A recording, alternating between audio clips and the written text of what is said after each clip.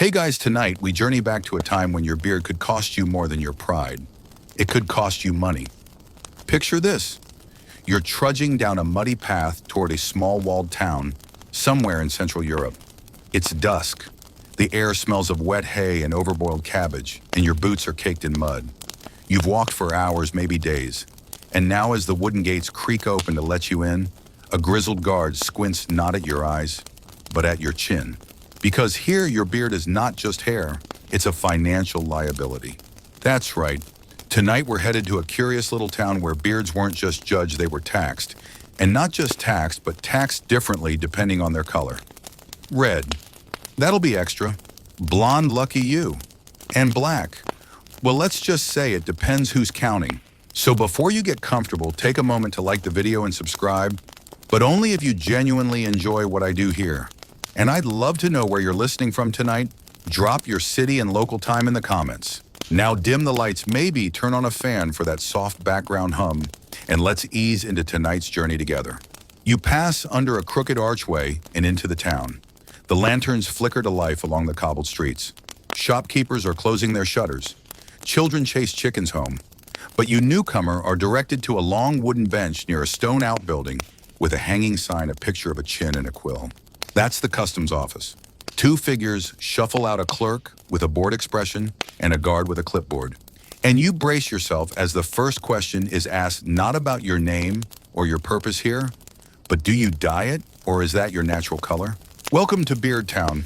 No, that's not its official name, but give it time. The tax ledger is opened, a quill is dipped, and you're instructed to turn your face left, now right. The clerk holds up a colored ribbon to compare tones. Your beard, scruffy, perhaps a bit wind-dried, is declared mid-range auburn with gray hints. Not a good sign. That's 3 groats and a half farthing for the privilege of facial hair. You might think this is a joke, a jest cooked up by some long-forgotten mayor with a vendetta against redheads. But this town is quite serious. In fact, it's recorded on yellowing parchment and local gossip, both that for nearly 2 generations, beard tax collection was among the top 3 sources of revenue, right after barley fines and goose permits. Historians still argue whether the tax originated as satire or if it spiraled out of a failed joke during a slow winter council session. One theory suggests it began during a coin shortage when the town needed a novel way to raise funds without sparking a peasant revolt. Another camp insists it was the doing of one particular alderman, a rather clean-shaven man whose jealousy knew no bounds. Still, you sit there as your coins are collected and the paper slip with your facial hair assessment is tucked into a wicker basket. Don't lose it. You'll need to show that at every tavern, market stall, or public bath. No proof of payment. That's a 1 groat fine, or worse, a forced shave with the town's dullest blade. You shuffle off toward the inn, trying not to draw attention. But it's impossible. Everyone's looking at your beard now, not admiring it, but mentally pricing it. A group of older ladies mutter about overpaying fools from the coast. A little boy points and asks his mother, why doesn't he just shave? Because that's the thing. In this town, shaving isn't always cheaper. More on that later. For now, the innkeeper nods at your receipt and points you toward a small upstairs room. You settle in. The bed is a bit lumpy, the chamber pot ominous, but you've made it. You lie back and think, how did a whole town decide beards were taxable color by color? Tomorrow you'll find out more. But for now, you're just grateful you weren't born ginger. Morning arrives with the scent of weak ale, stale bread, and the unmistakable tang of wet wool. You shuffle down the creaky inn stairs, half dreaming, and make your way into the square. A rooster crows, possibly from beneath a laundry cart, and across the cobbles the townsfolk begin their daily routine. Each one carrying a beard or lack thereof, like a visible declaration of tax bracket. You're still adjusting to the idea that facial hair is a financial matter here. And you're not alone. Newcomers often arrive in disbelief, but locals have long accepted it as normal. In fact, it's been this way for over 40 years. The beard tax originated in the early 14th century during a particularly odd year when crop blight, low morale, and a traveling theater troupe collided. Historians still argue whether it was a play or a public decree that launched the tax. One popular tale says the mayor at the time, Gottfried of Wickenfeld, was trying to fund the town's first stone bridge. Unfortunately, stone bridges are expensive. Gottfried needed gold and quickly. Rather than raise grain taxes and risk upsetting the powerful Millers Guild, He turned to vanity. Facial vanity. Beards, after all, were everywhere. Men of the time rarely shaved more than once a week, if that. Razor blades were expensive. Barbers weren't trusted unless they also did teeth, so beards grew wild and beards were personal. By taxing them, the council could discreetly assess how vain, and therefore how wealthy a man might be. Of course, not all beards were created equal. Early tax ledgers divided facial hair into 8 categories from wheat blonde tufts to ink black majesties. Red and auburn tones were considered extravagant for reasons no one clearly documented, but likely because they drew the most attention. And where attention went, money followed. Enter the beard assessors, a trio of elderly widows with an uncanny eye for pigment. You see them today, one squinting into the sunlight, another holding swatches of dyed wool to a man's chin, and the third writing notes, in shorthand, too obscure to decode. They mutter an agreement. Chestnut bordering cinnamon. That's band 3 pricing. To the untrained eye, the system appears completely arbitrary. But there's method to the madness. The tax structure works like this. Black or very dark brown middle tier considered common and dependable. Blonde cheapest, as blondness was thought to signal innocence, or perhaps poor farming lineage. Red most expensive, rare and fiery, often linked to mischief or witchcraft. Gray exempt if earned naturally, but taxable if dyed. They check. Oh, they check. If you think you can game the system by dyeing your beard, think again. The town once employed a dye tester, an herbalist named Elswith, who could sniff out imported henna in seconds. It's said she once threw a man into the duck pond for trying to pass off soot-stained stubble as storm black. What's more, the law insists taxes must be paid quarterly, with random checks during festivals. That's right. You could be lifting a mug of ale during the spring turnip fair, and someone from the council might lean in to measure the sunlight's effect on your follicles.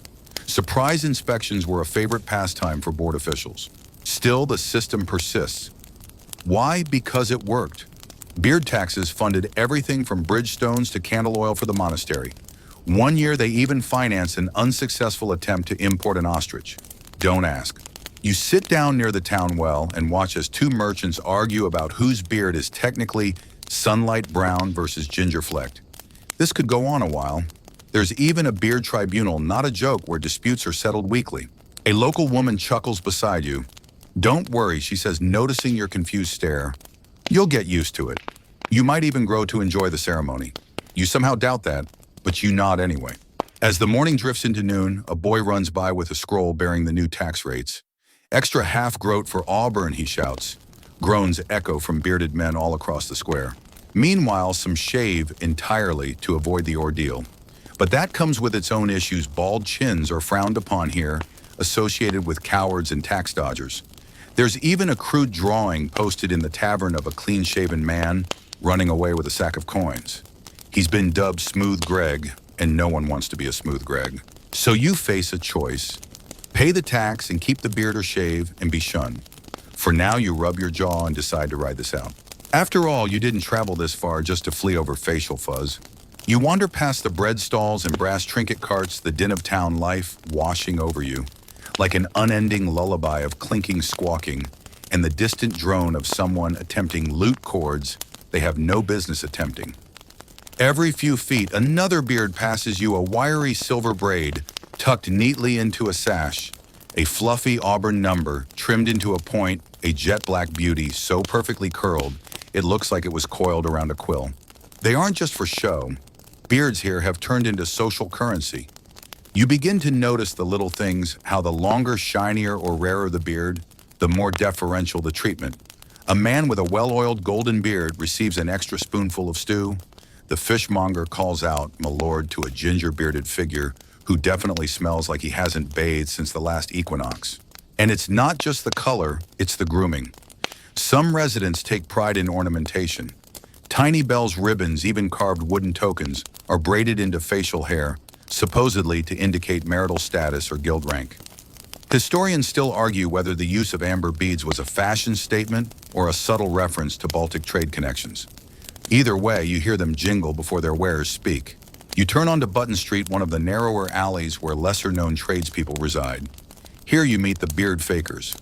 Well, not fakers exactly. Enhancers. Wig makers who've diversified into facial prosthetics.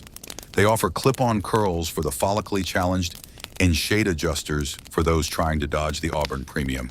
A small sign outside a booth reads, "Bartholomew's Beard Benders, guaranteed within legal limits." Inside, a man with one eye and 6 combs in his apron adjusts a false mustache on a nervous-looking teenager. "Don't worry, lad," he whispers, "we'll fade it to a sandy ochre." Counsel won't blink. But blink they do. Beard inspectors show up on this street frequently, and stories circulate of public unveilings.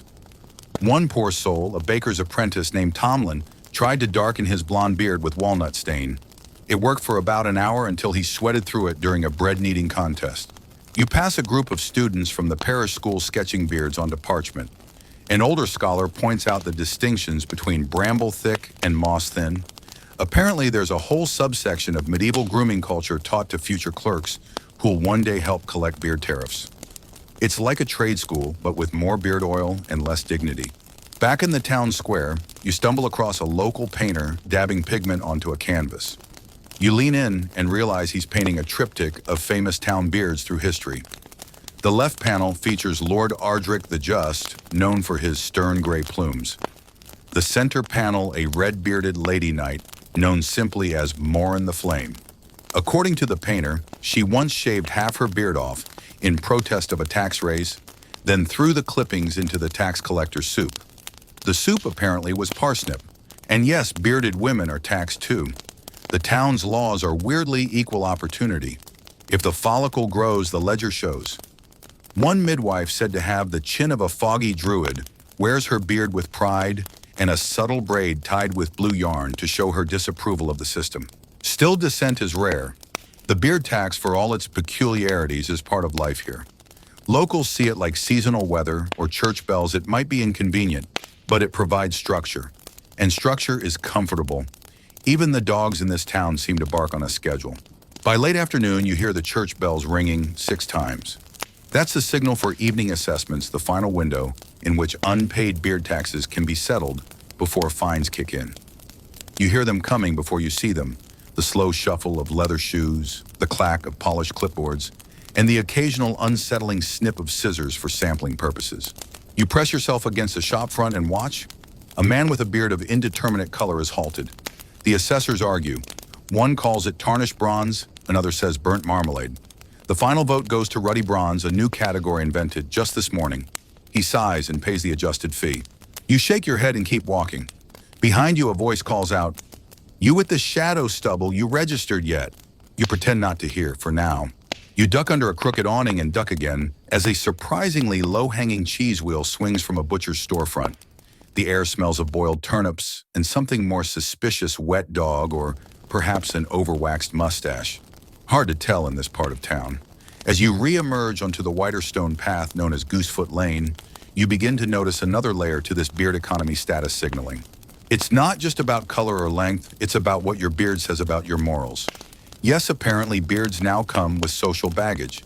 Some townsfolk believe a forked beard means you're likely to cheat at dice, while a rounded one suggests you're faithful in both marriage and meat pies. These associations, passed down from herbalist handbooks and gossiping monks, are just part of the weird constellation of beard-based prejudices floating about. At the town hall, posted right below the weekly church bell maintenance schedule, is a beard honor chart. You squint and read the newest entries. Chestnut brown with streaks of silver, honorable but prone to dramatics. Ash blonde with curls, mildly suspicious unless trimmed weekly. Patchy red with cowlick, definitely cursed. Historians still argue whether this chart started as satire or genuine policy. Some claim a traveling bard invented it during a particularly boring winter. Others suspect the mayor's second cousin, a beard-hating former miller with a vendetta. Regardless, the chart is here, and people treat it seriously enough that some even try to bribe the town clerk to have their classification reassigned. Speaking of the clerk, you pass the modest office of one Mistress Olverna, the woman responsible for tallying beard colors in the town registry. She's hunched over a pile of scrolls, muttering to herself about taupe versus dun, and sipping a grayish tea that smells like pencil shavings. Behind her, a shelf holds dozens of pigment samples in tiny vials, preserved beard clippings, arranged like a mad alchemist's collection. Each one labeled dated and tied with red or green string, depending on whether the beard's owner was paid up or fined. You peer inside a courtroom next door where a dispute is underway. A disgruntled merchant claims the tax assessors incorrectly classified his beard as brassy copper rather than dusty gold, resulting in a surcharge. His lawyer, a man with a notably clean-shaven face and nervous energy, produces a pressed flower to prove his client's hair tone matches dried marigold. The judge leans in, squints, and declares he'll allow a beard recolor review, but warns that fraudulent oxidation is punishable by forfeiting your hat rights for a month. Yes, hat rights. Apparently, some citizens who try to outwit the beard tax get temporary hat bans. A cruel but effective punishment in a climate where drizzle falls sideways and fashion means floppy felt brims wider than your shoulder span. Outside the courtroom, an older man rests on a bench carved with stylized beards. You strike up a conversation. He says he remembers a time when beard taxes were seasonal harvest only. Back then, people grew and shaved them like crops, timing their facial hair to dodge fees. But once tourism picked up, yes, medieval tourism, nobles began visiting just to see the beard town, and tax season went year-round. Locals grumbled, but the gold flowed in. To capitalize on the fame, the town started the Festival of Follicles held every spring. You spot a fading poster for the last one, "May your whiskers never wither." There's beard jousting, competitive braiding, and no joke, a beard-themed puppet show featuring historical reenactments performed entirely by chin marionettes. You don't know whether to laugh or sob quietly into your sleeve. Back in the main square, you find a statue dedicated to the town's first bearded mayor, Ulrich the Amber-Faced. He apparently used his lush orange beard as a campaign symbol, once promising to never raise taxes on those blessed with tangerine tufts. The plaque underneath the statue notes, however, that he was impeached shortly after attempting to marry his own reflection. You keep walking. As dusk approaches, a group of teenagers gather near the fountain comparing beard tones using polished bits of brass as makeshift mirrors. One lad complains his beard turned a dull gray, overnight blaming cursed honey from the apothecary. Another swears that sleeping upside down with a beetroot poultice helps redden the roots. The others giggle and pretend to believe him. You smile to yourself. The beard culture here is strange, yes, but it also builds connection. It's a shared ritual, a badge of identity, even if it comes with absurd bureaucracy and eyebrow-raising regulations. A vendor nearby is selling beard charms, tiny glass baubles filled with colored sand meant to harmonize follicular aura. Whether they work or not is beside the point. People like them, and in a town where your chin hair determines your tax bracket, who wouldn't want a little magical reassurance? The sun dips below the crooked chimneys, casting long shadows that seem to elongate every bearded silhouette. You settle on a bench shaped like a mustache and listen to the town breathe, dogs barking in threes, laughter from the alehouse, and somewhere a tax inspector knocking politely on a door. "Good evening, sir. May we inspect your stubble?" The morning mist clings low over the cobbled path, softening every outline, turning chimney smoke into cotton candy. You wrap your cloak tighter somehow. The dew manages to seep through wool, like it's got a personal vendetta. As you wander toward the eastern quarter, the sounds of town life stir gently awake, the clink of a milk pail, a cockerel who clearly hasn't consulted a clock, and a widow arguing with a goose. This side of town is quiet or older. It's where the archives live, buried in a building that looks like it gave up standing straight sometime in the last century. Here you meet Master Goldbrand, unofficial town historian and official hoarder of papers. His beard, pure, snow white, and braided into a shape resembling a ship's anchor, sways as he speaks, which makes everything he says feel 11% more important. You're here to learn about where this madness began the moment beard taxes first hit ink. Goldbrand leads you into the back room, dodging stacks of wax-sealed scrolls and ducking under precarious shelves. Finally, he retrieves an aging parchment labeled "Simply Act of Facial Levy Anno CCL3. The ink is faded, the handwriting suspiciously elegant, and the seal bears the insignia of a long-dead monarch, King Alderic the Modestly Bald. Apparently, the whole beard tax was a desperate cash grab during a particularly fruitless harvest. With grain reserves low and royal feasts still expected to impress, someone had to pay the price. A councilman named lost to history, but almost certainly wearing a cloak too long for his frame, proposed taxing beards as a luxury of vanity.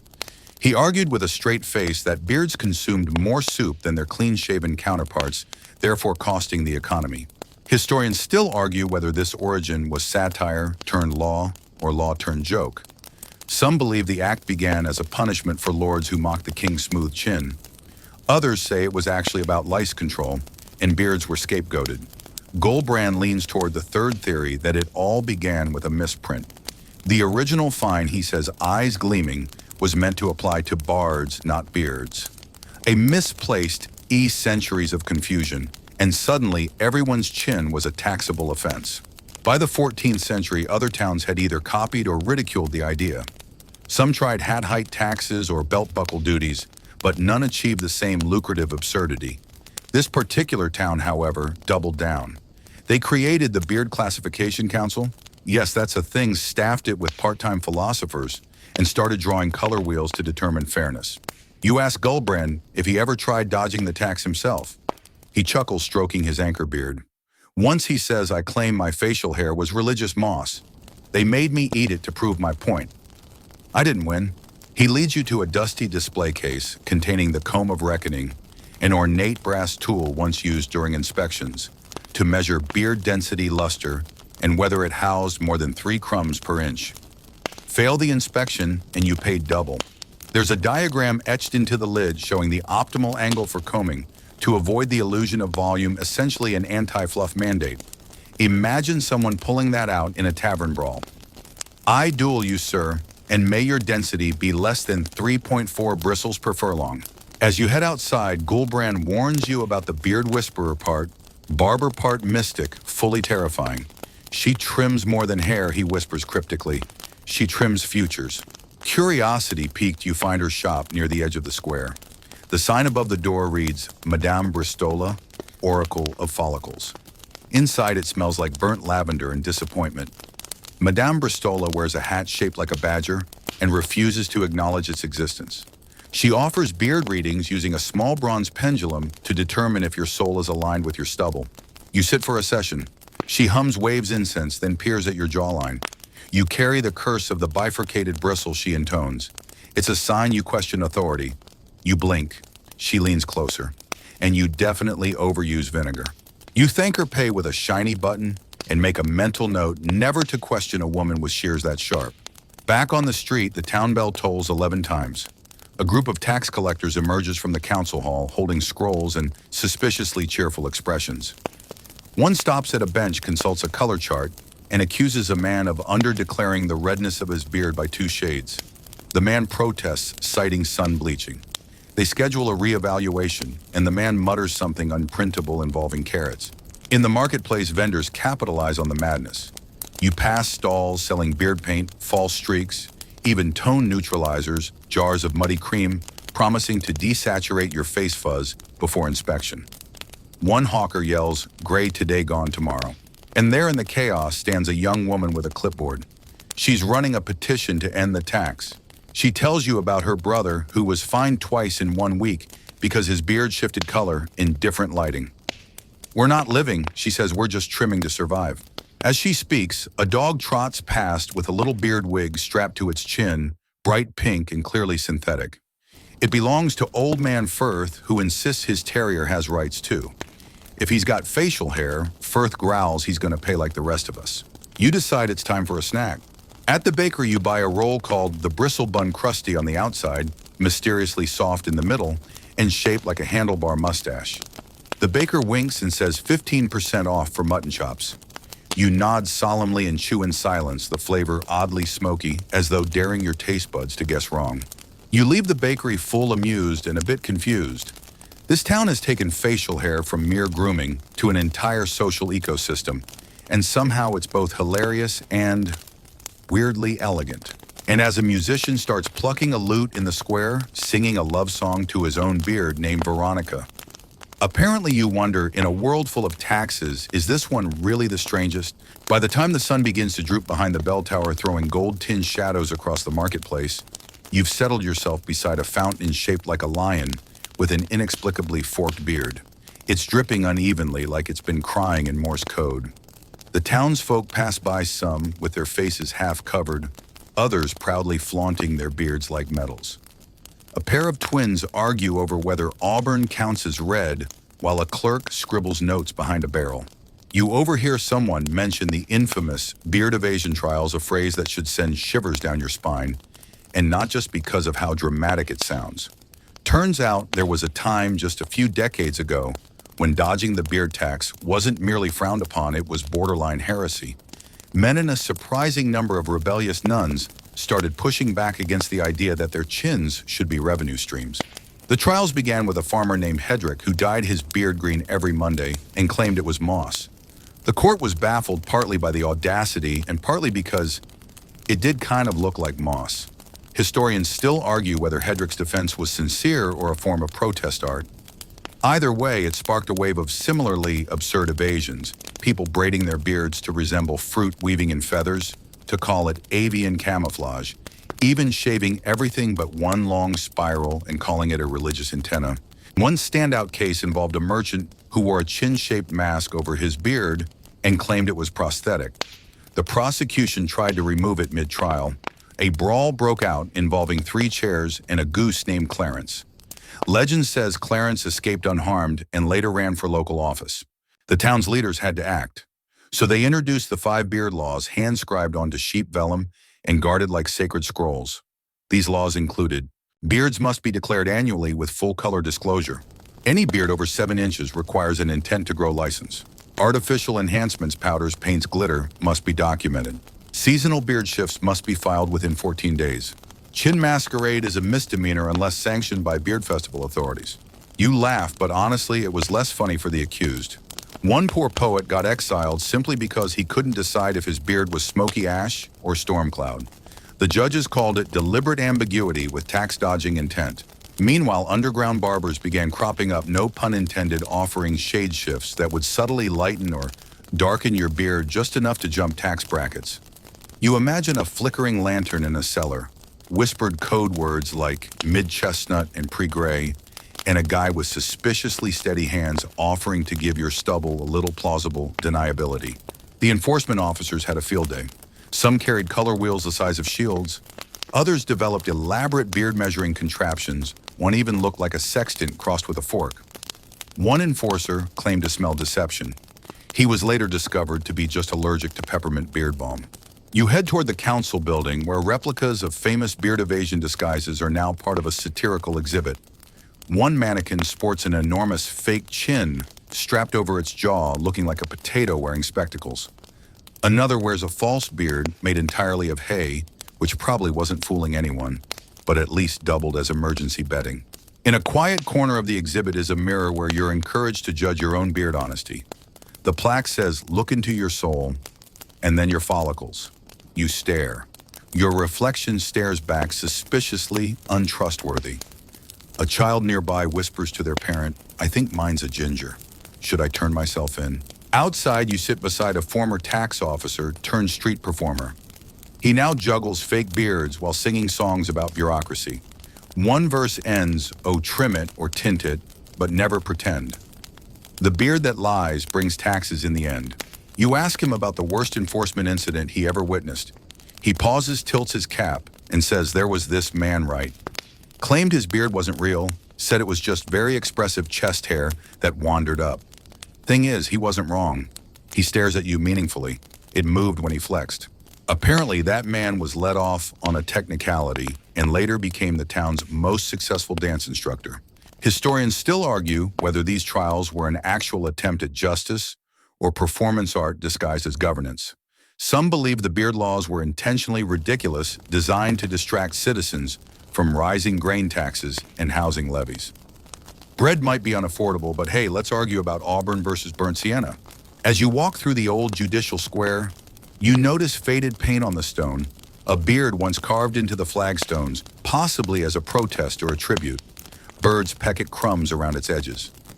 Someone has etched "Justice is fuzzy" in the corner. You smile. The clock chimes again. A woman with a 3-inch chin braid hands out pamphlets encouraging townsfolk to join the Facial Freedom March. One man responds by trimming his goatee into the shape of a thumbs up. You wonder what it must have felt like back when people feared a surprise beard audit, more than illness or war. Was it absurd? Sure. But was it also kind of unifying? Everyone, rich or poor, noble or peasant, had to reckon with their reflection. And maybe, just maybe, that shared weirdness made things a little more bearable. Back at the inn, you watch an old play being performed in the common room. The main character wears 5 beards at once and delivers a soliloquy about being burdened by bristle. The crowd laughs. Someone throws a scarf. The actor bows one beard, falling off mid-curtsy. You sip warm cider, your breath fogging slightly. Outside, the town settles into night. Beards tucked safely in scarves, secrets tucked safely behind color charts. And somewhere out there, a goose named Clarence dreams of power. The next morning comes with the smell of toasted oats and wet cobblestone, and as you step outside, a local boy shouts, "Free beard oil samples by the old apothecary." You follow not for the oil, but because today you're curious about the economics of the beard tax. After all, for something so seemingly silly, it's somehow propped up an entire local budget for over 50 years. And yes, you'll be mildly shocked to learn there was once a serious town proposal to tie school funding directly to the number of mutton chops per capita. So what did the town actually do with all this beard money? Well, it wasn't pocket change. Beard taxes were color-coded, length-rated, and subject to seasonal fluctuation. For example, a long red beard in winter, considered a fire hazard, somehow could rake in 5 times more than a blonde stubble in spring. There was even a surcharge if your beard caught the wind and disrupted someone else's hat. The funds surprisingly didn't just vanish into the Lord Mayor's velvet-lined drawers. They built bridges, reinforced defensive walls, and funded an ill-advised public theater production called O Bearded Valor, which famously went 6 acts too long and ended with the entire cast caught in a beard net. A mainstream fact: municipal records from 1319 show the beard tax accounted for nearly 17% of the town's operating revenue. That's more than grain tariffs and more than fines from pig wrangling violations combined.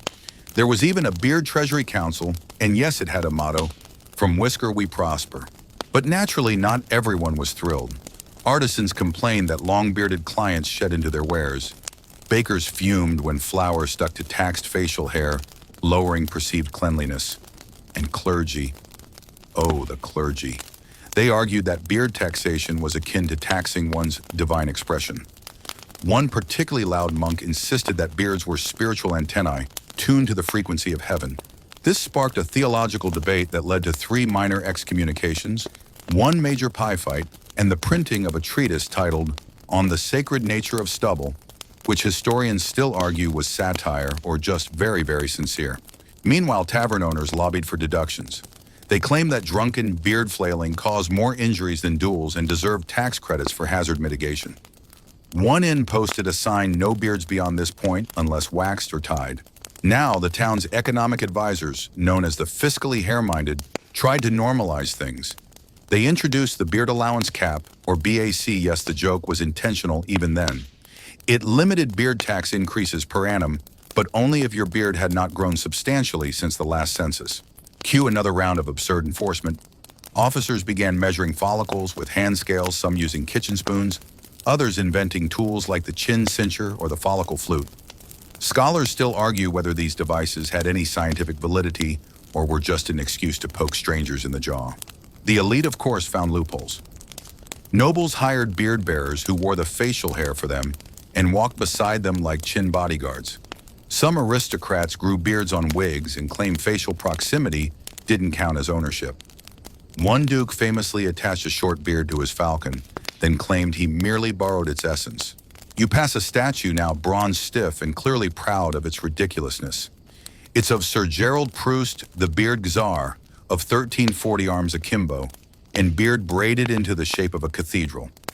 Legend says he once declared that no beard shall go untaxed, not even the ghost of one, which is why for a short time clean-shaven men were required to submit annual declarations of beardlessness, signed and witnessed. Someone sold fake stubble to help people avoid the fee.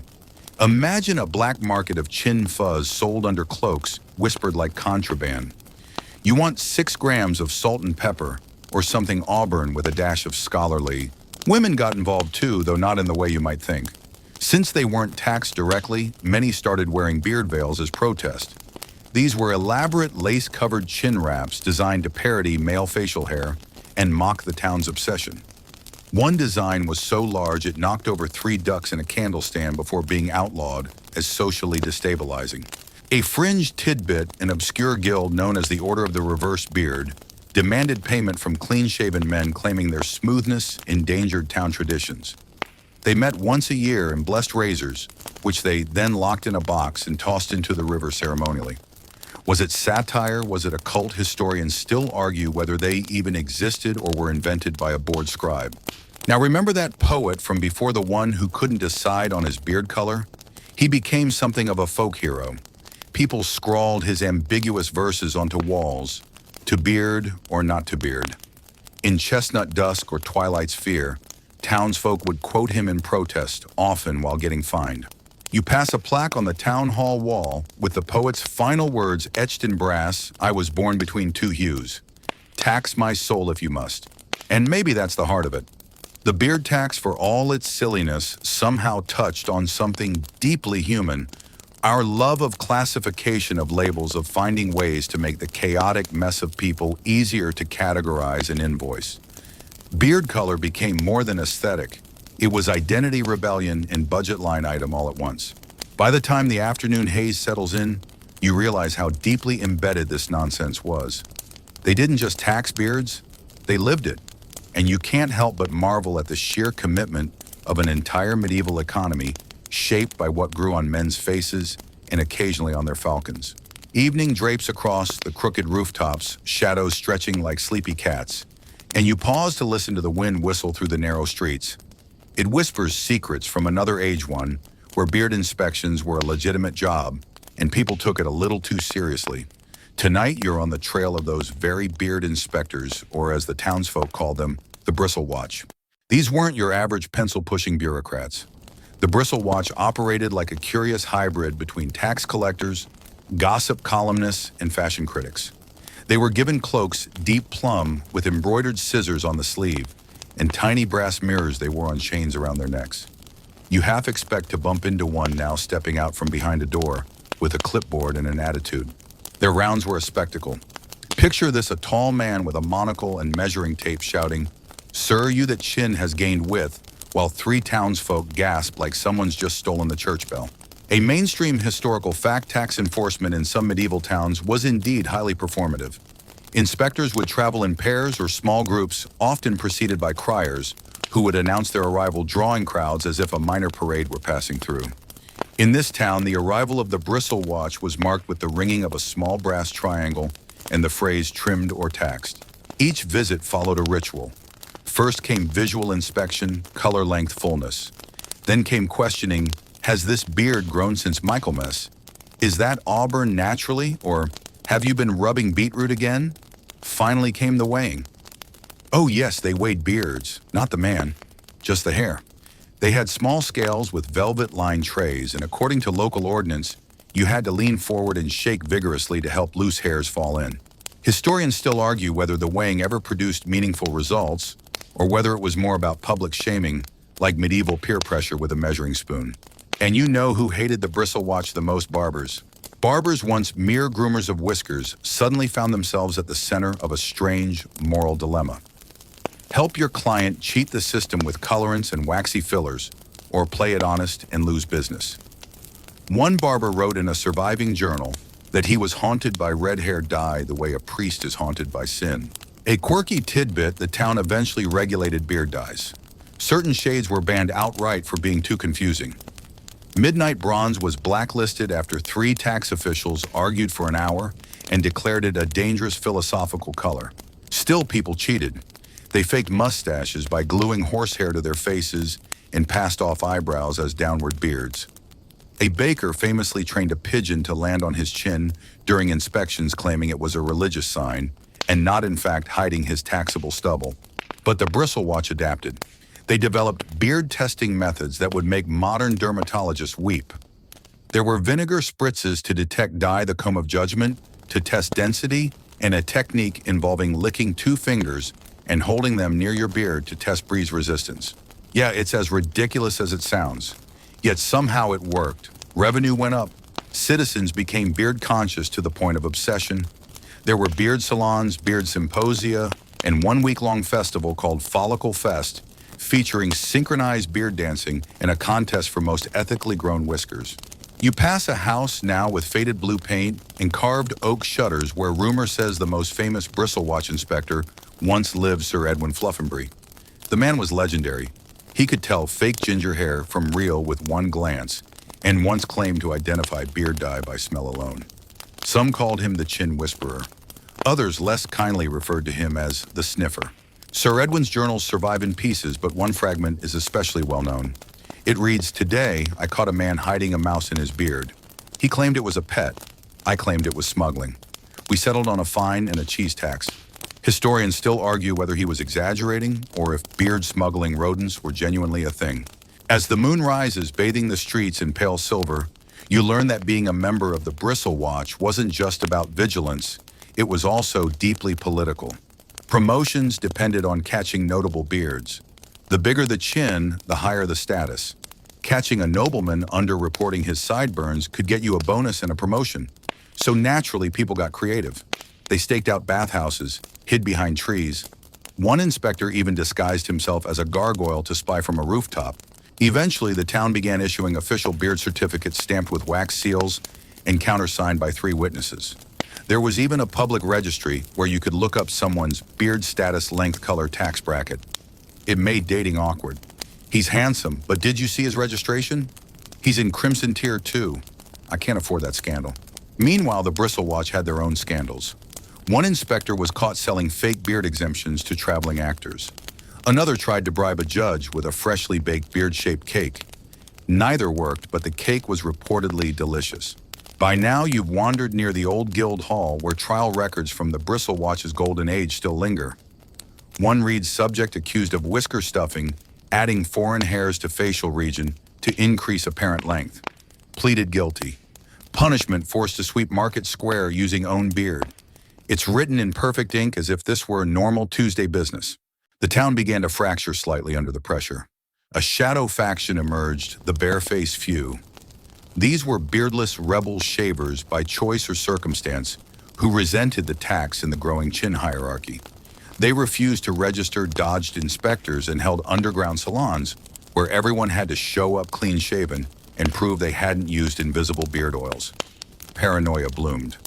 At one point, someone accused a cabbage merchant of harboring a secret goatee. It was just mold, but by then the damage was done. Yet the Bristle Watch remained proud, disciplined, and deeply committed to their mission. They believed they were guarding not just revenue, but order. And maybe in a weird way they were. There's something oddly comforting about a society so invested in chin hair, it built an entire civic identity around it. You wake to the scent of smoldering firewood and rising bread, the muffled rustle of carts, and the rhythmic clack of a goat somewhere who's clearly not a morning person. Today you're heading to what used to be the heart of the beard tax universe, the Guild of Bearded Interests. Think of it like the medieval version of a lobby group mixed with a gentleman's club, except instead of cigars and billiards. It's full of solemn oaths about chin hair maintenance and heated debates over which comb style best resists humidity. The guild began modestly. Originally, it was a support group for men frustrated by the unpredictability of beard taxation. One week you were taxed for a fleck of gray, the next praised for having mature shading. Soon they gained influence. By the time the town's tax system was codified, the guild had a permanent seat on the mayoral council, and their motto, "In Beard We Trust," was engraved on the courthouse steps. You push open the warped wooden doors of the old guild hall. Inside, faded murals depict scenes of beard-related diplomacy, 2 rival merchants reconciling over braided beards, a monk blessing a newly sprouted soul patch, even a dramatic moment where a town crier faints upon seeing a forbidden multicolor goatee. And yes, multicolor goatees were once outlawed. The reasoning officials claim they incited envy and confusion. Historians still argue whether this was based on real incidents or just a deeply insecure chancellor with patchy whiskers. Mainstream fact guilds in medieval Europe held immense power, often acting as regulatory bodies, lobbying organizations, and economic overseers. They maintained standards, influenced policy, and sometimes formed militias. The Guild of Bearded Interests followed this exact pattern minus the violence, unless you count the great comb-throwing incident of 1372. Inside, you find strange relics. A gold-plated razor gifted to the guild by a foreign diplomat who misunderstood their mission. A display of band beard accessories, rings, bells, and something labeled the chin chandelier. There's even a locked cabinet rumored to hold a fragment of the beard of Saint Horatio, the hirsute patron of barbers and misunderstood taxman. The guild wasn't just about protecting the bearded elite.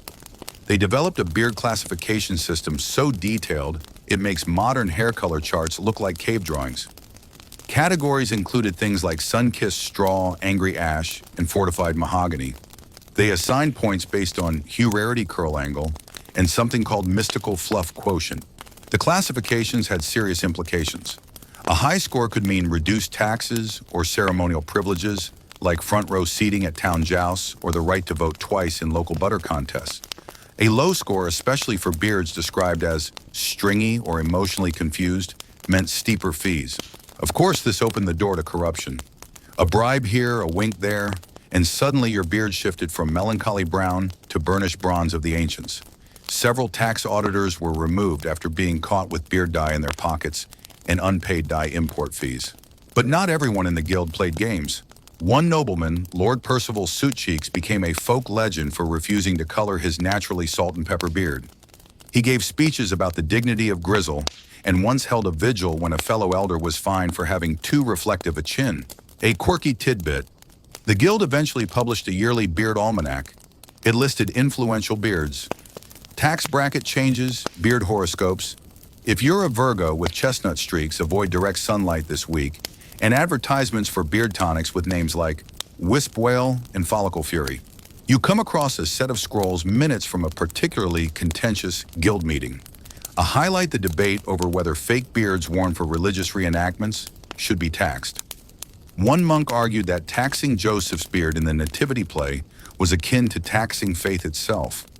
Another countered faith should contribute its fair share, especially if it's sporting Daleks curls. The ruling no tax on religious beards, but only if certified by a licensed theological beard examiner? Yes, that was a real title. Historians still argue whether it was ever actually enforced or simply ceremonial, like knighting a turkey. The guild's relationship with local government was complex. They resisted reforms when the town tried to simplify the tax into flat rates. They hosted rallies with banners like flat rates, flatten identity, and curly beards, curly rules. There were bake sales. Beard-shaped cookies sold out immediately. Eventually, under pressure, the mayor compromised the introduction of the beard merit voucher. Citizens could earn tax discounts by performing public services while displaying their beard, think sweeping streets with your chin on display, or serving soup at orphanages while stroking your goatee thoughtfully. One man opened an entire school where all lessons were taught while braiding students' beards. Enrollment tripled overnight. You find a carved quote above the guild's meeting chamber: "Let no man's beard be judged without context." That about sums it up. For them, a beard wasn't just decoration, it was identity, citizenship contribution, and yes, the occasional tax write-off. And when you think about it, maybe there's something kind of lovely in that.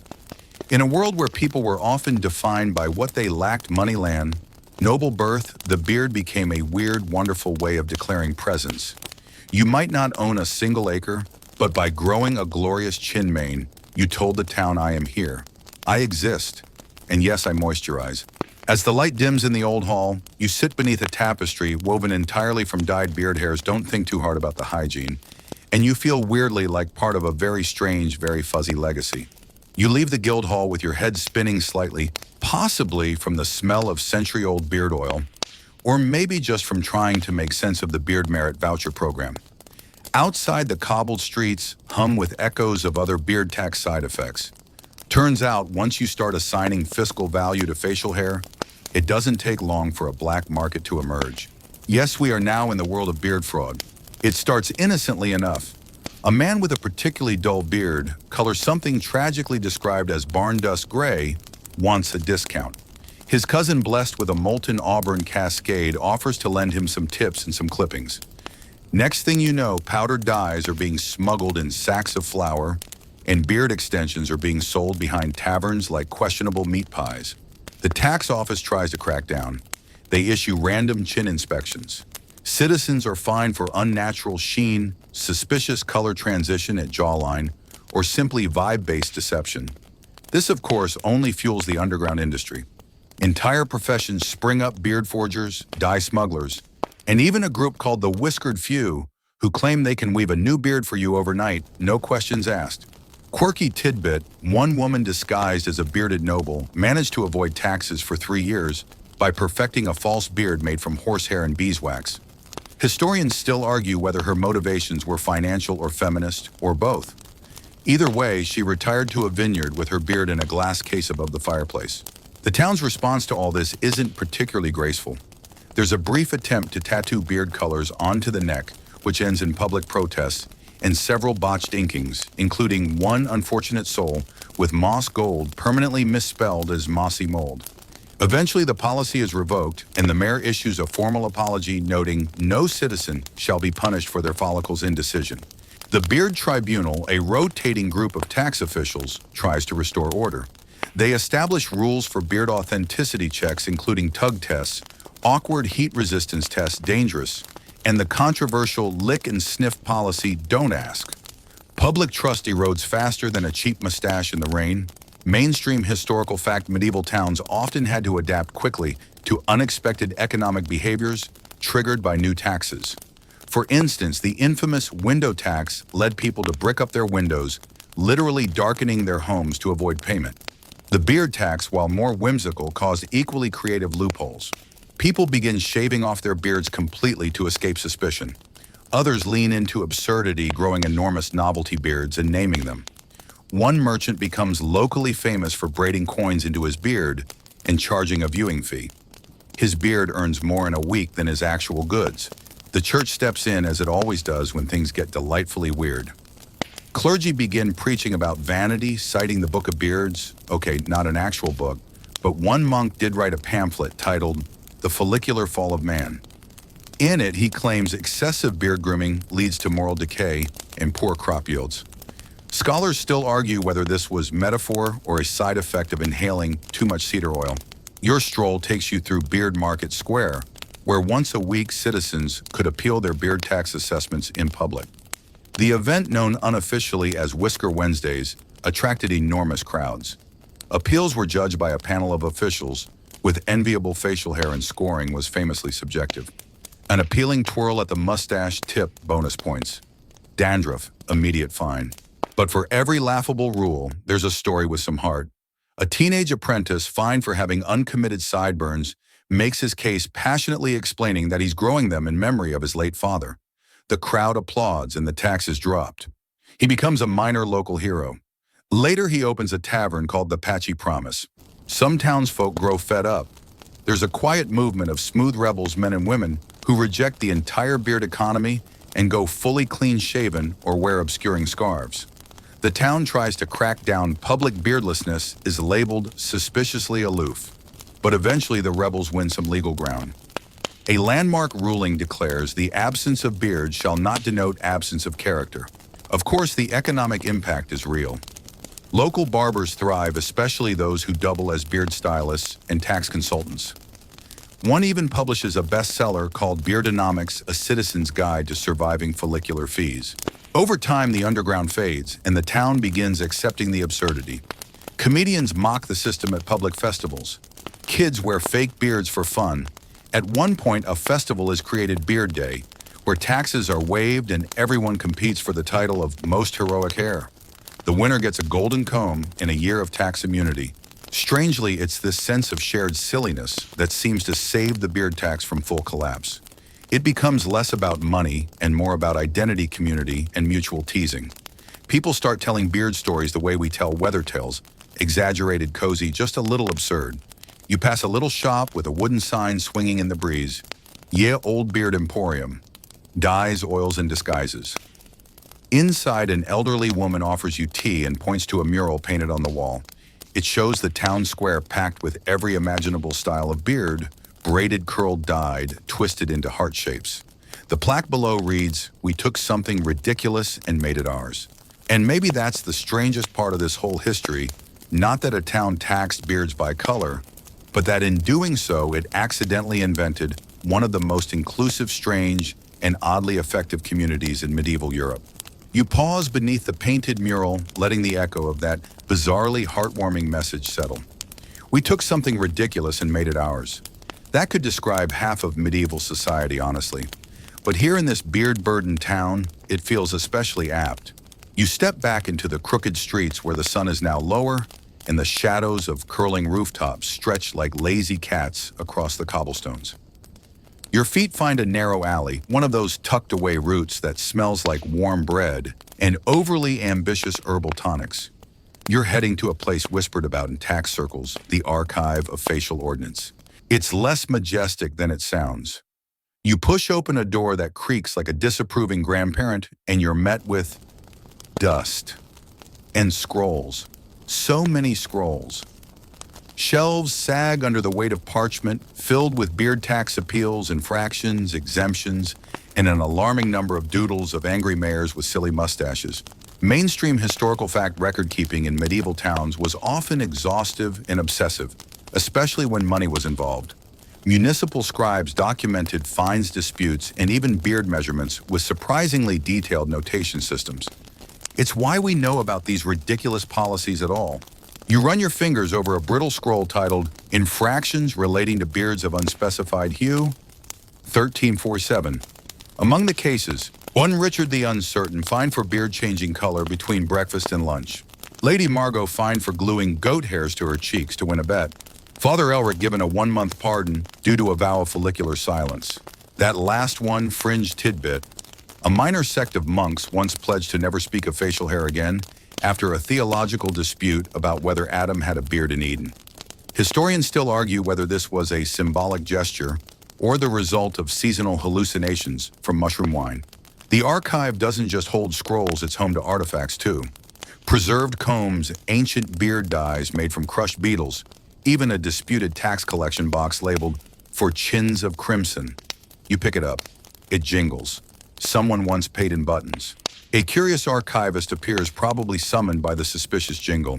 She's draped in layers of wool and wears spectacles so thick they look like polished coins. Ah, she murmurs, the Red Beard Fund. That caused a riot in 1392. Everyone with copper-colored beards was charged double because the mayor's wife thought redheads brought bad luck. Her tone suggests she didn't agree. Indeed, this brings us to the moment the beard tax reached its most absurd peak: color surges. You see, not all beard colors were taxed equally, and occasionally trends would spike. After a beloved knight with a sandy blonde beard saved a village from bandits, guess what happened? That shade became the new premium. Taxes soared. Naturally, people dyed their beards to match. Then, of course, came the backlash. These moments created entire mini-economies. Dye makers thrived for a month and went bankrupt the next. Scribes tried to codify what qualified as honey gold versus wheat blonde, which led to heated debates. One councilman stormed out shouting, "It's clearly sun-bleached, you cabbage." Scholars still argue whether that particular fight delayed a trade agreement or if it was simply the most British moment in local governance history. And it wasn't just men who played this game. Women with false beards began entering town contests, partly to protest the tax and partly to prove they could outstyle any man. A girl named Brina won 2 years in a row with a peacock feather beard glued on with pine sap. Her picture, painted in egg tempera, hangs in the back of the archive under the plaque, "Beard by Brina Art or Treason." The archive even houses a map of beard migration. Yes, apparently certain citizens with particularly costly beard colors left the town altogether, seeking lower tax villages where no one cared if your beard was ginger with hints of betrayal. Entire family lineages shifted because of facial hair economics. There's a village 40 miles away with a statistically higher percentage of brunettes thanks to a tax shelter migration in 1383. The archivist leads you deeper into the records room and points to a wooden crate. Inside, you discover confiscated contraptions, fake beards made of straw, woven wire, dyed wool, and even one made from roasted leeks, short-lived but noble. Each one was a failed attempt at tax evasion and is now immortalized as evidence of human creativity under pressure. But here's a twist: among these dusty, silly scrolls is a story that breaks the mold. A love story, actually. One document details the tale of a blacksmith named Elias and his partner Tom, who were fined for identical beards of coordinated color. They argued they'd grown matching beards as a romantic gesture. Instead of paying the fine, they threw a public wedding where everyone wore fake beards. The mayor, begrudgingly impressed, canceled the fine and legalized ceremonial beard wearing at marriages. Local legend says you can still hear their toasts echoing on foggy nights. This odd little town slowly transformed its beard tax from something cruelly absurd into something lovingly absurd. Beard theaters opened, where local actors reenacted infamous beard trials. One performer became famous for his portrayal of Sir Split End, a fictional outlaw with a forked beard who robbed taxes and gave to the beardless. You take one final look at the archive's guest book, and sure enough, there's an entry from a modern historian. No one believes me when I teach this, but every word is true and delightfully hairy. As you exit the archive of facial ordnance, the sky is deepening into purples and oranges. You feel a little lighter, like maybe the world hasn't always been so serious. That maybe the strangest corners of history hold the best bedtime stories. You reach up and scratch your chin imaginatively, of course, and wonder what shade your beard would have been. Hopefully not turnip blonde. That one got triple taxed. You follow the scent of spiced meat and smoked fish down a twilight path that winds toward the marketplace, the same cobbled square where hundreds of years ago beards were examined like fine jewels, judged, priced, and taxed on the spot. Yes, we're talking about the beard stalls, a peculiar bazaar that once dominated trade in this otherwise sleepy medieval town. It all began with a seemingly innocent decree. Merchants, after all, were tired of unpredictable beard taxes getting ambushed by tax inspectors who'd pop out from behind barrels with die charts and tongs. So they petitioned for a centralized space, a kind of beard valuation district. And the town council, never ones to turn down drama, and fees approved it with glee. Mainstream historical fact.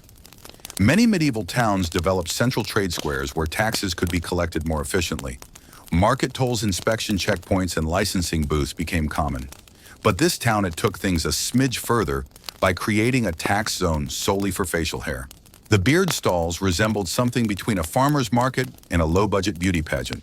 Rows of wooden booths, each manned by a chin assessor, offered appraisals. You'd walk up, lower your hood, and wait while a bored-looking man in fur trim measured your beard against a chart featuring colors like mirthless mahogany and rogue russet. A brass gong would clang if you owed more than 3 pence. You never wanted to hear the gong.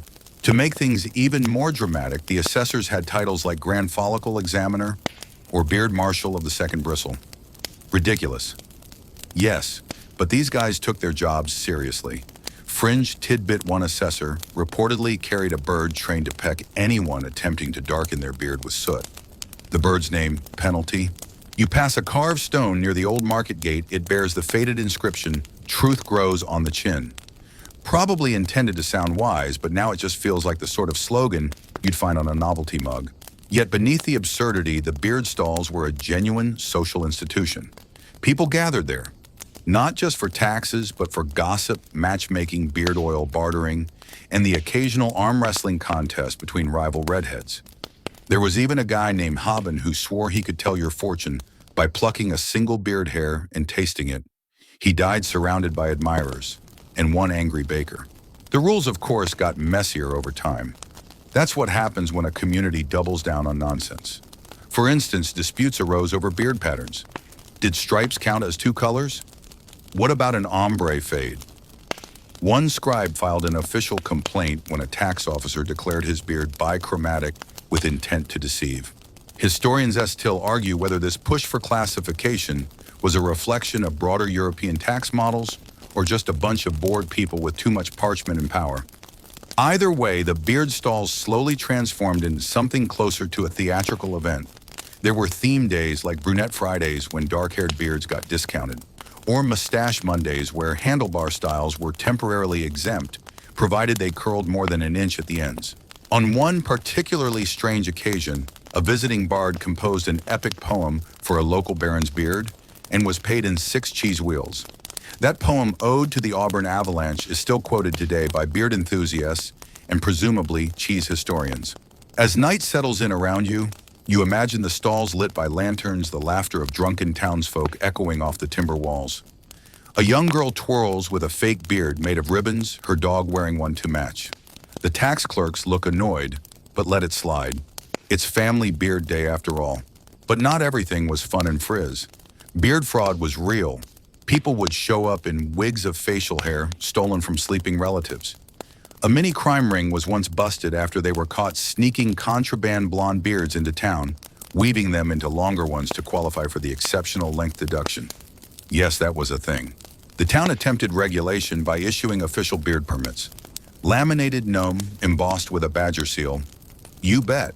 The permits had color swatches, average growth rate estimates, and an official town motto, "To beard is to belong." Local teenagers mocked it endlessly by shaving slogans into their cheeks. One noble even tried to evade the entire system by growing a beard inward. He called it philosophical reabsorption. The medical records thankfully did not survive. The beard stalls endured for decades longer than anyone expected. And as you stroll along their phantom outline, guided now by the glow of flickering lanterns hung from shepherd's hooks, you feel that sense of absurd reverence this place inspired. It was ridiculous, yes, but also deeply communal. People gathered not in spite of the tax, but because of it. The act of judgment, the shared indignation, the silly contests and spontaneous beard duets sung by rival stonemasons, it all stitched the town together. You pass a tavern with an old mural on its exterior wall.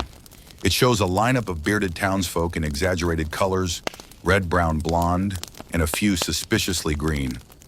Above them in looping letters, different chins, one town. It's cheesy, but kind of beautiful. Your footsteps echo along the flagstones now as you drift toward the town's courthouse, or rather what's left of it. The upper walls have crumbled to ivy and owl nests, but the front steps still bear deep grooves worn by decades of impatient boots. And here under its crumbling stone arches is where the great beard trials took place. Yes, trials, legal proceedings, over beards. At first, the beard tax had been mostly a novelty, a way to generate funds and stir up a bit of town drama. But it didn't take long for disputes to escalate. Accusations flew, he dyed it. She's hiding a beard under that veil. That chin is counterfeit, and so naturally a court had to intervene. Mainstream historical fact medieval Europe often had traveling judges or small-scale town tribunals to resolve disputes. But in this town, beard-related cases overwhelmed the docket. Over time, a new position emerged, the follicular magistrate, sworn in with a ceremonial brush and a solemn vow to uphold the follicle code. One of the earliest trials involved a tanner named Aldwulf, who claimed his ginger beard was a sun-bleached chestnut and demanded a tax reduction. After 3 hours of intense beard pulling and a brief intermission for roasted parsnips, the court ruled against him. The verdict was immortalized in rhyme by a local street singer who for some reason added yodeling. Quirky tidbit. They eventually built a beard box in the courtroom, a literal crate with holes so the accused could stick their beard through it, while jurors debated its hue. If the jury was undecided, a goat was brought in. If it tried to nibble the beard, it was deemed natural. If the goat ignored it, clearly fake. Historians still argue whether these trials were truly legal or more like village theater, an evolving mix of justice and entertainment designed to distract the townspeople from, well, everything else, like plagues, or crop failures, or the fact that someone kept stealing onions from the monastery garden. At one point, an entire faction called the Grey Rebellion emerged. These were elderly townsfolk who argued that aging shouldn't raise your taxes. Their chant, "Silver is noble, not taxable," echoed in the square for weeks. One rebel even dyed his beard jet black in protest, only to be fined triple for deception. Irony hurts more when it's taxable. The courtroom drama didn't end there. Clergy and scholars debated spiritual implications. Was beard color a divine gift or a test of vanity? Was altering your beard an affront to nature? One bishop claimed trimming your beard below the jawline opened portals for demonic mischief. He was later discovered wearing an extravagant goatee, backwards. But as ridiculous as it sounds, the trials had structure. Witnesses were called. Beard inspectors gave testimony, sometimes accompanied by parchment illustrations they'd drawn in the margins of hymnals. Jurors whispered, clerks scribbled, and the magistrate banged a ceremonial wooden razor instead of a gavel. And the punishments, surprisingly creative. If you were caught falsifying a beard color, you might be sentenced to a day of hairlessness, a public shaving, followed by walking the town with a sign that read, "Follicle Fraudster." Others were forced to clean the beard stalls using only their mustaches. One man was made to compose a 400-line poem titled "In Praise of Baldness" and recite it while sitting on a cold stool. Some trials became so famous they attracted visitors from neighboring towns. Merchants set up food carts. Children sold pamphlets. One notorious case involved identical twins, one with a golden beard, one with a dyed replica. It took a week of courtroom chaos, 4 surprise witnesses, and 1 very confused mule to resolve. Eventually, the mule was knighted, still unclear why. There was even a courtroom rivalry that grew into legend magistrate Elswith versus the notorious beard bandit. The bandit was a serial trickster who changed his beard color weekly to dodge taxes. Red one day, blonde the next. He used crushed berries, soot, even marigold petals to tint his chin and vanished before each tax day. Elswith, determined to unmask him, ordered weekly beard inspections across all inns and taverns. She even had a beard-sniffing hound named Jasper. After months of fruitless chasing, the bandit was finally caught when he tripped over a chicken while escaping in Bluebeard wax. His sentence, a full month wearing a beard made entirely of thistles. But don't let the silliness fool you. The trials served a very real function. In a time before newspapers or formal bureaucracy, public justice was performance. These cases reinforced community norms, vented tension, and maybe most importantly, gave people something ridiculous to focus on instead of dying of boredom or dysentery. You brush your hand along a wall where the beard box once stood. Just stone, now cool to the touch, but you swear you hear echoes, gasps, laughter, a chant of beard or bust fading into the wind. And the box historians say it was eventually burned in protest by the clean-shaven guild.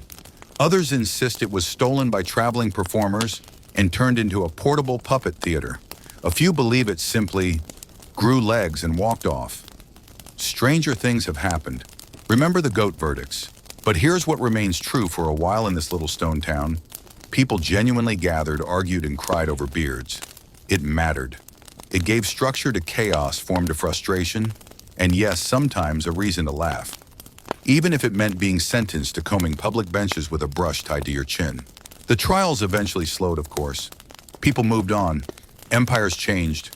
Beards faded out of fashion, or at least out of public policy. But the ghost of the courthouse, the strange justice of hair color lingers. You feel it as you step down from the stone steps and back into the winding lanes. And there, painted on the door of a shop now selling candied plums, is a faint motto in gold script. All are equal before the beard. You smile. As you drift away from the courthouse and toward the town's outer wall, your path leads into the quieter corners of this beard-taxing marvel.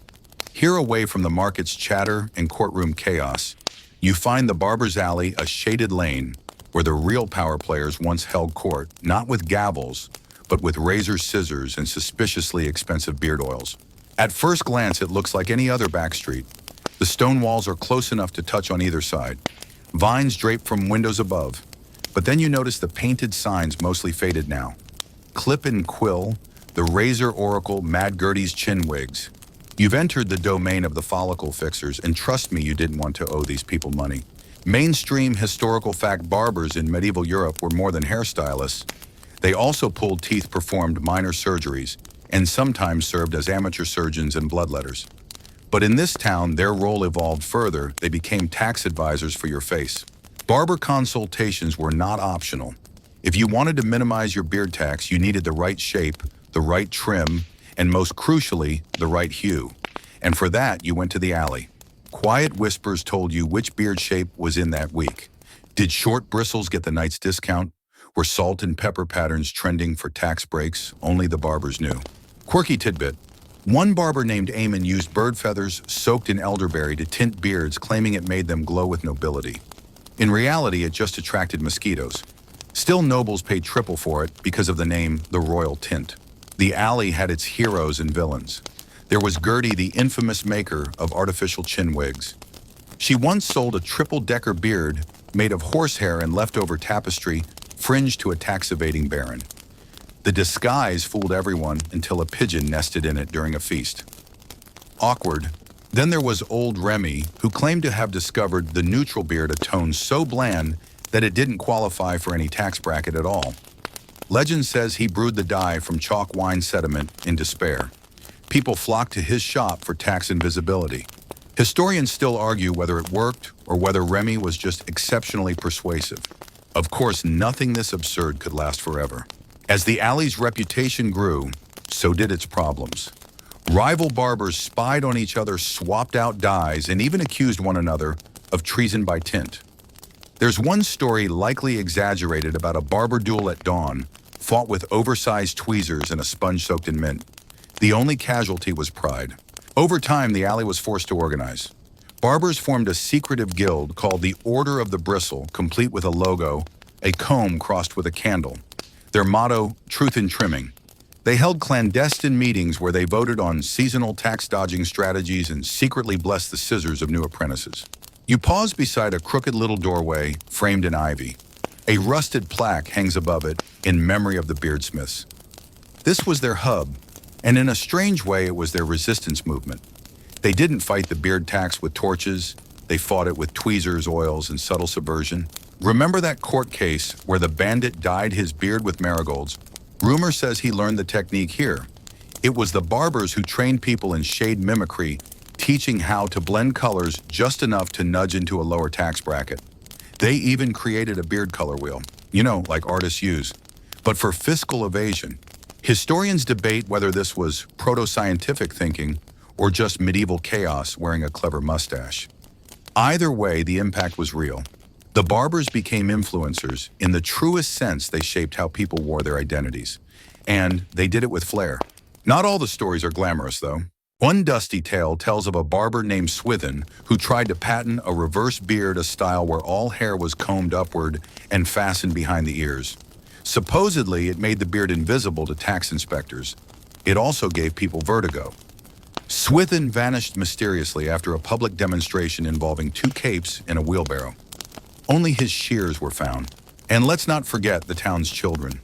Ever entrepreneurial, they often worked as barber assistants, sweeping up hair, preparing dyes, or acting as lookouts for inspectors. One group even created a secret code tapping razors 3 times to warn of approaching officials.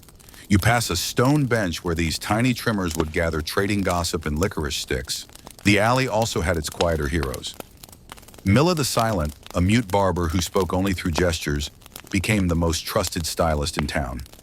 It was said she could reduce your tax by half with a single snip, though that may have had more to do with her friendship with a certain beard marshal. Hey, connections mattered. But Barber's Alley wasn't just about rebellion. It was also about craft. People cared about how they looked. Men, women, nobles, millers, everyone visited the alley, not just to cheat the tax, but to feel part of something theatrical. Community through grooming, confidence through concealment. And you realize as you reach the end of the lane that this was more than vanity. It was identity, expression, resistance through scissors. And maybe that's what made the beard tax so strangely powerful, not because it funded roads or repaired bridges, but because it touched the face, the self, the story each person chose to tell. A gust of wind ruffles the ivy. Somewhere a wind chime jingles softly, shaped like a little silver comb. And you think if you had to live here, maybe you'd open a little stall yourself. Offer dream trims for free. Hide coded jokes in the dye. Hang a crooked mirror that always makes your beard look like a lion's mane. Maybe, just maybe, that's where the real revolution lives. Heat Town is growing quieter now. You follow a gentle slope that leads beyond the main square, past the shuttered apothecary, and the leaning inn with its sun-bleached sign reading, "The Hairy Mug." The cobbles beneath your feet give way to packed earth, and you find yourself at the edge of town, where a small hill rolls up like the curve of a sleepy cat. At the top sits what was once called the Beard Archives. Yes, they built an archive for beards. What started as a dusty corner in the town hall, just a box of unpaid tax scrolls and a few beard sample clippings, eventually expanded into a full building. Inside were shelves of parchment listing names, years, beard colors, and the corresponding taxes. It became a kind of facial census, updated with obsessive precision. Historians still debate whether the records were genuinely administrative or if the townsfolk were just, deeply beard-obsessed. Mainstream historical fact.